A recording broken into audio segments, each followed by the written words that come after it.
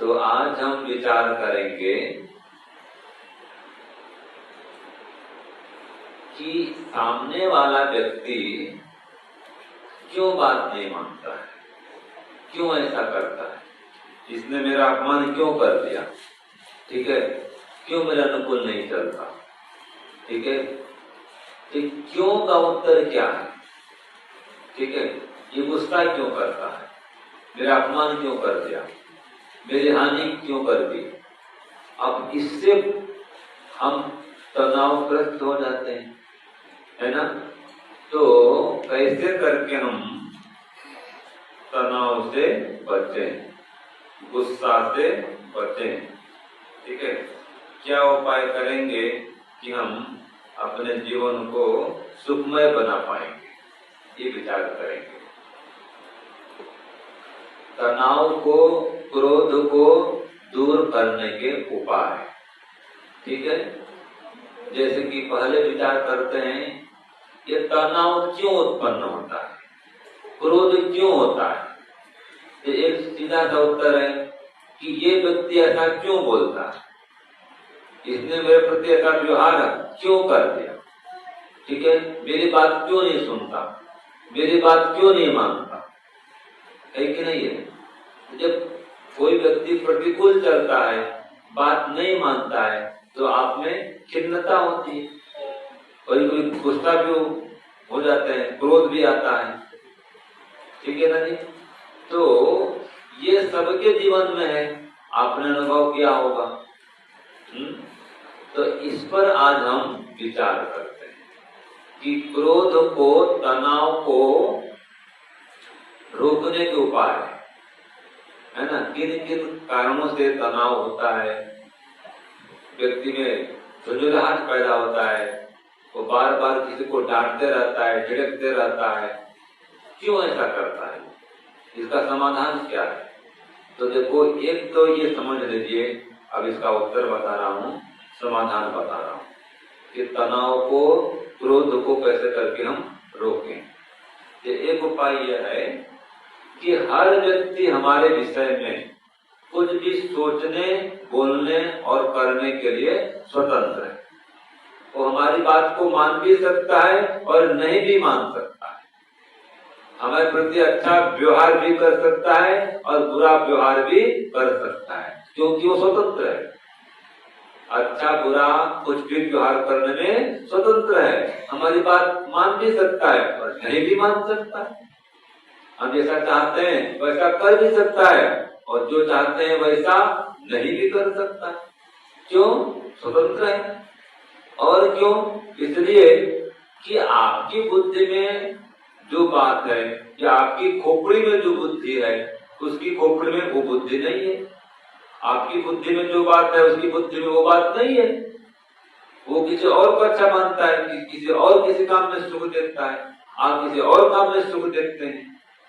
तो वो सामने वाला फिर जैसी अपनी अनुकूलता होती है, जहाँ उसको सुख दिखता है उधर झुकता है, उस बात को मानता है, उस बात को करता है। तो ये समझ लीजिए कि सामने वाला हमारे समान पूरा का पूरा 100% व्यवहार नहीं कर सकता, 100% हमारे अनुकूल सामने वाला नहीं हो सकता। ये नियम है। कितना ही किसी में प्रेम हो, संसार में ऐसा बोलते हैं कि जो पति पत्नी संबंध है सबसे घनिष्ठ संबंध, फिर भाई भाई का, पिता पुत्र का, माता पुत्र का, मित्र मित्र का, गुरु शिष्य का, ये संबंध है। तो इन संबंधों में भी क्या ऐसा होता है कि आपके पतिदेव आपके 100% अनुकूल हो जाए, या किसी पति के कोई पत्नी 100% अनुकूल हो जाए, या दो भाई हैं उनमें 100% पटरी बैठती है? ऐसा नहीं है ना जी। सब में कुछ न कुछ मतभेद तो रहता ही है, चाहे पिता पुत्र हो, गुरु शिष्य हो, भाई भाई हो, पति पत्नी हो, कोई भी क्यों हो, 100% अनुकूलता नहीं होती, 100% विचार समानता नहीं होती। तो फिर क्या करना पड़ता है? एडजस्ट करना पड़ता है। जिसके जीवन में समन्वय आ गया, सहन शक्ति आ गई, वो सुख से रह सकता है, तनाव मुक्त हो सकता है। तो भाई इसके लिए क्या उपाय करेंगे? इसका उपाय ये है, कोई बात नहीं। हमारे गुरु जी बोलते हैं ना, कोई बात नहीं। उसने बात मान ली तो ठीक, बात नहीं मानता है तो ठीक, जैसा करेगा वैसा पाएगा। हम क्यों टेंशन लें, हम क्यों गुस्सा करें? आप अति आग्रह नहीं करना। अति आग्रह मतलब ज्यादा प्रेशर किसी मत, ऐसा करो, ऐसा करना पड़ेगा, एक ठीक नहीं है। वो बात की बात मान ले, ठीक है, नहीं मानता तो ठीक है। आप अपना व्यवहार खराब मत करो, आप उसके प्रति द्वेष मत करो, आप उसका सहयोग करना बंद मत करो। आपकी ओर से उसको परेशानी नहीं होनी चाहिए। ये जो पुस्तक है योग, यहाँ पर दिया गया ना जी, इसमें देखना योगाभ्यास के 18 कर्तव्य दिए गए सबसे पहले, ठीक है जी। उसमें क्या कहा गया है कि स्वयं कष्ट उठा करके दूसरों को सुख पहुंचाना, ये योगाभ्यास है। क्या है? स्वयं कष्ट उठा करके दूसरों को सुख पहुंचाना, ये योगाभ्यास है। और आपके कारण से किसी और को कष्ट हो रहा है, ये योगाभ्यास नहीं है। हाँ जी, 11वां निर्देश 11 नंबर का। तो किसी और ने आपको दुखी किया, वो चलेगा, वो सहन करो, कोई बात नहीं। वहां पर कोई अपनी बात नहीं मानता है, प्रतिकूल चलता है, आपका अपमान करता है, तिरस्कार करता है, कोई करता है, कुछ भी करता है, उसके लिए कोई बात नहीं, वो करेगा, वो पाएगा। हमारे दिल को दुखाता है, ठेस पहुंचाता है, ठीक है, अब वो गलत कर रहा है, अधर्म कर रहा है, पाप कर रहा है, हिंसा कर रहा है, तो हम क्यों करें? अगर हम भी ऐसा व्यवहार करते हैं तो उसमें और हमारे में क्या अंतर रहा? कोई अंतर रहा? मान लीजिए कोई छोटा सा बेटा है, वो आता है आपके सिर में धूल डाल देता है, पानी डाल देता है, ये आप माताएं चुंदरी पहनती हैं या ओढ़ती हैं, इसको खींच के ले जाता है, चोटी खींच देता है, लेकिन खुद ओढ़ देता है। छोटे बच्चे ऐसे परेशान करते नहीं करते हैं? धूल मिट्टी सना हुआ है, आकर गोद में लेट जाएगा, गोद में बैठ जाएगा, वो क्या पता। तो क्या बच्चा ऐसा गलती करे तो आप भी ऐसे गलती करेंगे क्या? तो फिर बच्चे में आप में क्या अंतर रहा है कि नहीं है? तो ये समझो कि सामने वाला अगर गलती करता है तो कोई बात नहीं, मेरे द्वारा गलती नहीं होनी चाहिए, ये सिद्धांत है योगाभ्यास का। ये तनाव को हटाने का उपाय है, ये प्रसन्न रहने का उपाय है। और अगर कोई बात नहीं से बात नहीं बने तो फिर क्या करेंगे? ऐसा भी होता है, क्या कहेंगे? ऐसा भी होता है। हाँ, ये कोई नई बात नहीं है, ठीक है।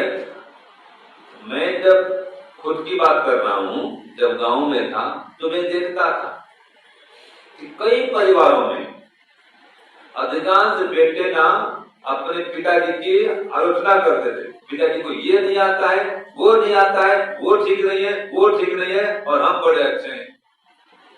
आजकल भी ऐसा होता होगा, अपने माता पिता को मानते हैं ये ओल्ड जमाने के हैं, हम मॉडर्न हैं, हमको सब पता है, माता पिता कुछ पता नहीं, आप बात नहीं मानते हो, ठीक है जी। तो ऐसा पहले भी होता था और आज भी हो रहा है।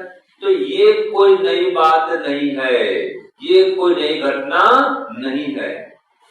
माता पिता की अवज्ञा बच्चे करते हैं, अवहेलना करते हैं, ये कोई नई बात नहीं है। महाभारत काल से ऐसे होता आया है। दुर्योधन ने यही तो किया था, वो न पिताजी की बात मानता था, न दादाजी की, न पितामह की, न माँ की, तो सुनता नहीं था, तभी विनाश हुआ। उसके हानि हुए, क्या करेंगे? विद्युत समान विद्वान, नीति के ज्ञाता, उसकी बात नहीं मानता था, जाओ मरो, हम क्या करेंगे? तो बच्चे बात मानते हैं, ठीक है, नहीं मानते, ठीक है बेटा तू तेरी जान, हम क्या करेंगे? बस हम तेरा भला चाहेंगे, हम अनिष्ट नहीं चाहेंगे, हम अनिष्ट नहीं करेंगे, अपने ओर से तुमको दुख नहीं देंगे, परेशान नहीं करेंगे। बात मानते हो तो ठीक, नहीं मानते तो ठीक, कोई बात नहीं। फिर ईश्वर न्याय करेगा। क्या सोचेंगे आगे? ईश्वर न्याय करेगा। ये सोचने का ढंग, कोई बात नहीं, ऐसा भी होता है, ये कोई नई घटना नहीं है, वो ज्यादा ही तंग कर रहा है तो ईश्वर न्याय करेगा। आप द्वेष मत करो। आप बोलते तो योस्मान द्वेष्टि यम वयम तम्बो दम्भे तद्मः, कि जो हमसे द्वेष करता है या हम जिससे द्वेष करते हैं उस द्वेष को आपके न्याय रूपी जबड़े में रखकर विनष्ट करते, तो आप क्यों दोष को द्वेष करते? जैसी बेटी होती है वैसी बहू लगभग नहीं होती, कोई भी होती भी है, मना भी नहीं है, कोई बहू भी अच्छी होती है, मना नहीं है। अधिकांश बहुएं बेटी से भिन्न होती हैं।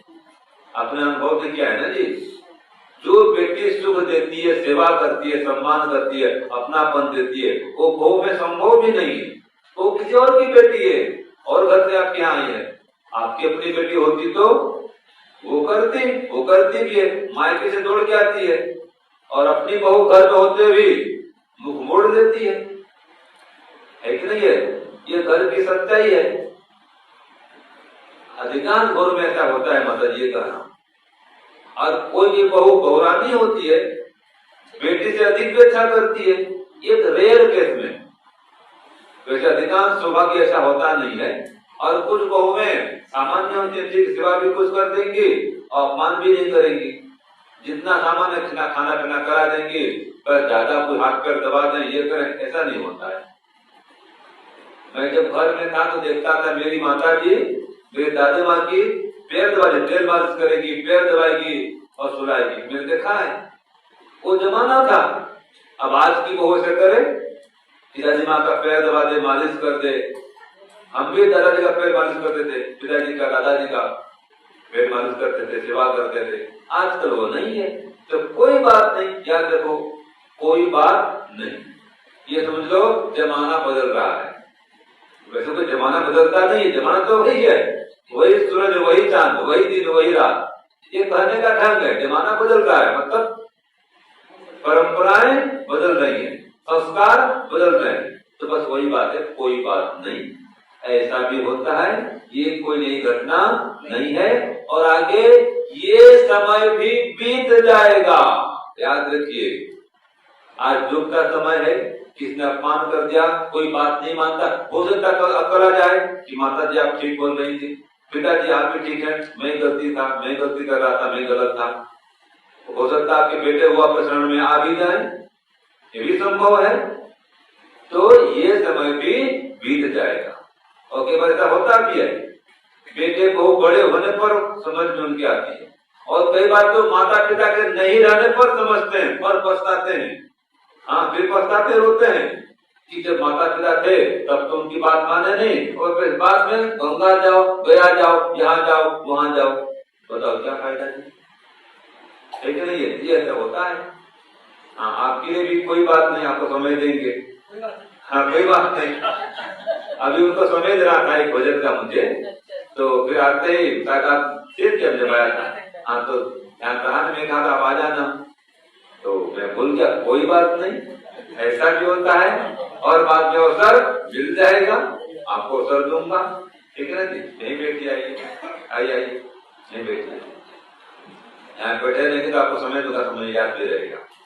तो कोई बात नहीं, कई बार भूल चूक भी हो जाती है, बेटे बहू भी भूल चूक कर देते हैं, कई बार माता पिता भूल चूक कर देते हैं, और हमारे गुरुकुल में भी ऐसा होता है, याद रखिए। और एक एकदम परम सत्य बताऊं, सबसे अधिक सहन बेटों को, शिष्यों को माता पिता गुरु करते हैं, याद रखिए। हम भी बहुत सहन करते हैं, हमारे शिष्यों को पूछ लो, बैठे हमारे शिष्य लोग, गुरु को बहुत सहन करना पड़ता है, शिष्यों को, ठीक है। और माता पिता को भी बहुत सहन करना पड़ता है, बेटे और बहू को, और वो भी सहन करते हैं। हम पैसा नहीं है, हम कुछ कर दें, पैसा करना ही है, नहीं करो करना पड़ेगा, उनकी इच्छा हो चाहे नहीं हो, वो करते हैं। फिर आप ही को ऐसा कर दो, बेटे को नहीं करना है पड़ेगा, करो, वो भी तो करते हैं। कई बात आपकी बात नहीं मान लेते हैं, वो आप जो कहेंगे भाई करना है पड़ेगा, उनकी इच्छा चाहे हो जाए नहीं, वो भी कर लेते हैं। तो शिष्य भी सहन करते हैं, पुत्र भी सहन करते हैं, बेटियां भी सहन करती हैं। कई बार माता पिता झगड़ा कर देते हैं और बेटे बेटी परेशान होते रहते हैं, ये भी देखा हमने, है कि नहीं? वो भी तो सहन करती हैं। अब किसको बोले? माँ को नहीं बोल सकते, पिता को नहीं बोल सकते, सहन करते रहते हैं। तो याद करिए, जो सहेगा वो सुख से रहेगा। बोलिए, जो सहेगा वो सुख से रहेगा, जो सहेगा वो तनाव मुक्त रहेगा, जो नहीं सहेगा दुखी रहेगा, तनावग्रस्त रहेगा, खुद परेशान रहेगा और दूसरों को परेशान करेगा। इसलिए सहन शक्ति बढ़ाओ, ठीक है जी। और सहन करो और प्रसन्नता पूर्वक सहन करो। हमारे आचार्य जी थे ज्ञानेश्वर जी, तो हमको ऐसे पढ़ाते थे जैसे मैं आपको उपदेश कर रहा हूँ, तो उपदेश करते थे और रात को हम मैसेज पढ़ते थे उनसे, वही कक्षा होती थी आत्मनिरीक्षण। और कभी कभी क्या होता था कि सुबह हमारे गुरु स्वामी विवेकानंद जी, उनका होता था उपदेश, कभी कभी वो बाहर चले गए प्रचार करने के लिए, तो हमारा नंबर लगता था, हम सीनियर थे, तो कोई मेरा नंबर, कभी और मेरे मित्र का नंबर जो सीनियर होते, तो जाओ उपदेश सुबह करो। तो एक दिन 2 दिन कभी गुरु जी बाहर हैं तो हमारा नंबर लगता था, या कभी मान लीजिए 7 दिन चले गए प्रचार में, अंतिम में जब हम परिपक्व हो गए थे तो गुरु जी भी धीरे संन्यास ले लिए फिर बाद में, हमारे स्वामी विवेकानंद जी गुरु जी। तो फिर उनकी अनुपस्थिति में हम संभालते थे सुबह का वेद उपदेश। तो आचार्य जी के बाद जो उपदेश करते थे ज्ञानेश्वर जी, ऐसा विषय कहता था वही मैं अपने उपदेश में बोल देता था, देखो आचार्य ने कल ये कहा था, वो सुनते भी थे और खुश होते थे कि मैंने उपदेश किया, ये सुना और सुना भी दिया। तो एक बार मैं कह दिया था कि देखो जी आचार्य जी मेरे बहुत उग्र थे, देखो सुने होंगे आप, एक बार ऐसे बोल देंगे कि बस यहाँ से रोड पर आवाज जाए, ऐसे धमकाते थे। हाँ, तो हमको बहुत प्यार किया। तो फिर मैंने कहा एक बार, देखो जी यहाँ पर तो भाई जो सहेगा वो रहेगा। हाँ सही बात है, जो नहीं सहेगा वो नहीं रहेगा, वो हंस पड़े। फिर ऊपर में गया, क्या आपने ठीक तो कहा, लेकिन ये भी जोड़ना आगे से कि जो रहेगा नहीं, जो सहेगा वो रहेगा। तो उसने कहा जो प्रसन्नता पूर्वक सहेगा वो रहेगा। हाँ, दुखी पूर्वक मत, दुखियों के मत सहन करना, ये भी कह दिया। सहन तो करना है और खुश होकर के खुशी से सहन करो, दुखियों के नहीं।